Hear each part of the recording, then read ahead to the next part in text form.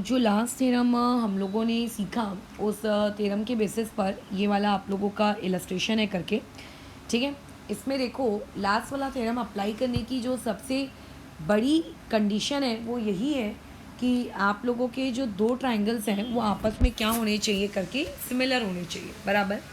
तो अगर सिमिलर नहीं है तो आप सिमिलर प्रूफ करो, बट अगर वो चीज़ें ऑलरेडी सिमिलर दी हैं और वहाँ पे अगर एरिया की बातचीत हो रही है तो ये चीज़ समझ जाना कि area 1 by area 2 is equal to कितना आपका साइड 1 का स्क्वायर अपॉन में कितना साइड 2 का स्क्वायर करके, ठीक है। ये वाली चीज़ थोड़ी सी याद रखनी है तुमको। तो अभी जैसे यहाँ पे ये कहा गया है कि आपका triangle A B C similar है किस चीज़ के, ट्राइंगल आपके डी ई एफ के। तो ऐसे केस में तुम्हें डी की वैल्यू दी है, एरियाज़ की वैल्यू दी हुई है और तुम्हें ए बी कैलकुलेट करना है, ठीक है। तो सबसे पहले तो एक फर्स्ट वाला पार्ट मैं सॉल्व कर रही हूँ, तो इस चीज़ को ऐसा लिखेंगे कि triangle A B C similar है करके ट्राइंगल डी ई एफ के करके, ठीक है। ये वाली चीज़ आपको क्या दी हुई है करके, गिवन दी हुई है। अच्छा, तो अभी एरिया की बात हो रही है तो हमको वहाँ पे लिखना पड़ेगा कि हम कौन सा थ्योरम लगा रहे हैं। तो यहाँ पे आप लोगों का स्टेटमेंट आ जाएगा कि theorem of areas of similar triangles करके, ठीक है। ये वाली इंफॉर्मेशन आ गई आप लोगों के हाथ में।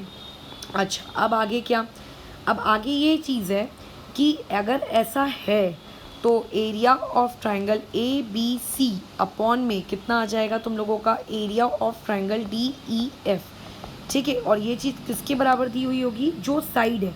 तो साइड कौन सी है आप लोगों के पास, देखो एक साइड है डी ई, तो नीचे में अगर वो डी ई ले रहा है तो साथ में या ऊपर में क्या आ जाएगा, ए बी का स्क्वायर। बस अब वैल्यूज पुट कर दो, तो ये हो जाएगा 9 अपॉन में आ जाएगा 64, तो यहाँ पे आ जाएगा ए बी का स्क्वायर और अपॉन में आ जाएगा डी ई का स्क्वायर 5.6 का स्क्वायर। अब यहाँ पे ध्यान देना, पगले के समान 5.6 का स्क्वायर मत कर देना, ठीक है। यहाँ पे क्या करो, उस चीज़ का टेकिंग स्क्वायर रूट ले लो। तो जब तुम यहाँ पे दोनों तरफ स्क्वायर रूट ले लोगे, ठीक है, तो ऐसे केस में जो तुम लोगों का ये है 9, ये 9 क्या बन जाएगा, ये बन जाएगा आप लोगों का 3, 64 क्या बन जाएगा 8, ए बी का स्क्वायर बन जाएगा, ए बी और 5.6 के ऊपर का स्क्वायर हट के वहाँ पे सिर्फ क्या रह जाएगा 5.6।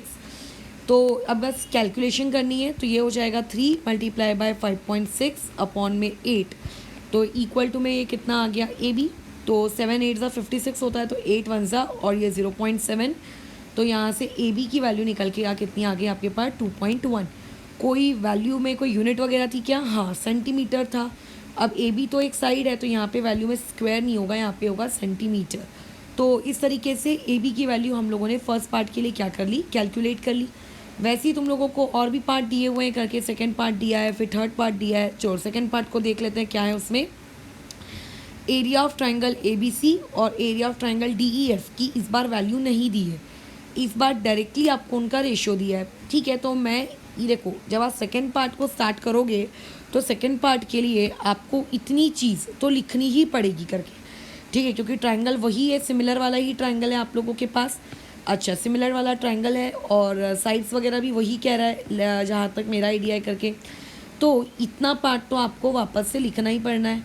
तो एक काम करते हैं, ये वाला पार्ट हम लोगों ने यहाँ पे सेकंड के लिए भी क्या कर दिया, लिख दिया करके, ठीक है, कि area of triangle A B C similar है करके area of triangle D E F के।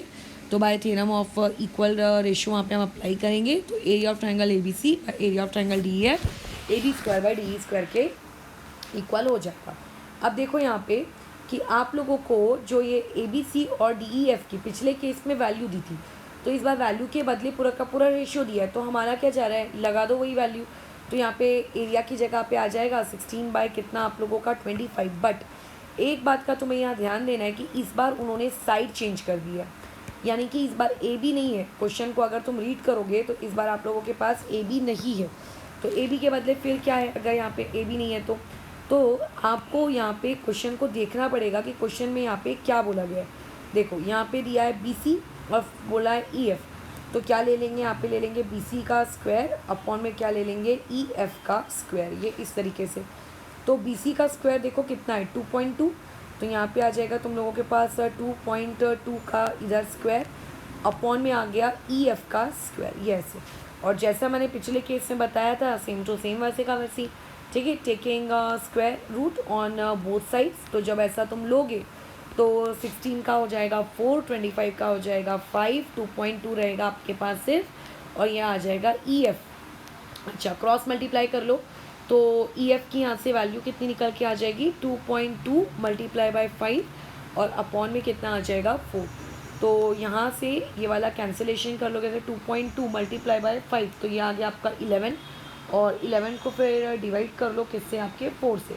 तो तुम चाहो तो करके इसको रेशियो में ही छोड़ सकते हो या फिर पॉइंट में निकाल सकते हो। तो ई एफ की वैल्यू यहाँ से आ जाएगी 2.75 करके, ठीक है। तो अब एक बार चेक कर लेते हैं कि क्वेश्चन में यूनिट क्या कही गई थी। तो देखो यूनिट के बारे में यहाँ बोला गया था कुछ भी नहीं, अरे यहाँ लिखा है सेंटीमीटर, तो यहाँ पे हम लोग भी कौन सी यूनिट लगा देंगे, सेंटीमीटर। अब सिमिलरली एक थर्ड पार्ट भी दिया है, थर्ड पार्ट को भी सॉल्व कर लेते हैं। थर्ड पार्ट में ए बी की वैल्यू दी है, डी ई की वैल्यू दी है, मतलब इस बार साइड्स की वैल्यू दी हुई है, और एरियाज़ का रेशियो पूछ रहा है। याद रखना वो एरियाज़ की वैल्यू नहीं पूछ रहा कि एरिया 1 बताओ कितना होगा, एरिया 2 बताओ कितना होगा, सिंपली रेशियो। तो लगा देते हैं, क्या हो जाना है वहीं पे आप लोगों का। फिर से थर्ड पार्ट के लिए अगर सॉल्व करने गए तो वही सेम टू सेम चीज़ वहाँ पे भी आ जाएगी आप लोगों के पास, ठीक है। तो ये आ गया ए बी स्क्वायर बाय कितना आ गया, डी ई स्क्वायर। क्या मुझे A B square by D E square ही लेना था, हाँ क्वेश्चन में ए बी और डी दिया था तो वही लेंगे। तो अब ए बी की जगह कितना पुट करोगे, 2.4 का स्क्वायर, तो ये आ जाएगा ए बी की जगह 2.4 का स्क्वायर, अपॉन में डी ई की जगह कितना आ जाएगा 1.6 का स्क्वायर, तो ये आ जाएगा 1.6 का स्क्वायर। अब देखो ऐसे पगले के समान इंडिविजुअली स्क्वायर करने से बेटर है इस चीज़ को ऐसा लिख देना कि 2.4 अपॉन में 1.6 का ऐसे होल स्क्वायर। अब देखो नीचे से मतलब ऊपर वाले रेशियो में पीछे से 1 नंबर बाद पॉइंट है, और नीचे वाले में भी पीछे से 1 नंबर बाद पॉइंट है, तो दोनों पॉइंट वाला कैंसिलेशन हो गया, तो सिर्फ 24 और 16 बचा।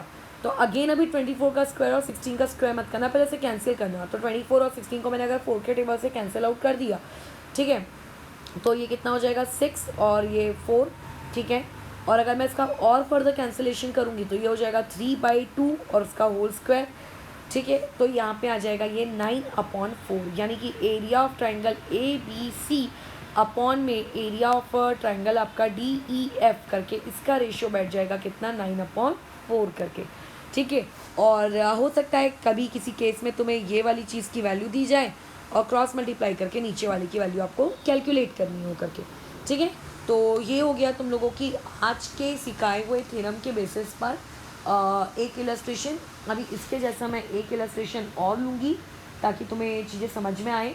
तो जो अब तुम्हारी एक्सरसाइज नंबर 1.4 है, इस एक्सरसाइज नंबर 1.4 का क्वेश्चन नंबर 1 to 6 ये तुम लोगों का आज का होमवर्क है, ठीक है। इसको पूरा का पूरा अटेम्प्ट कर लेना, कल हम इन क्वेश्चंस का क्या करेंगे, डिस्कशन करेंगे करके, ठीक है। अभी मैं एक इलस्ट्रेशन इसके जैसा और लेती हूँ करके।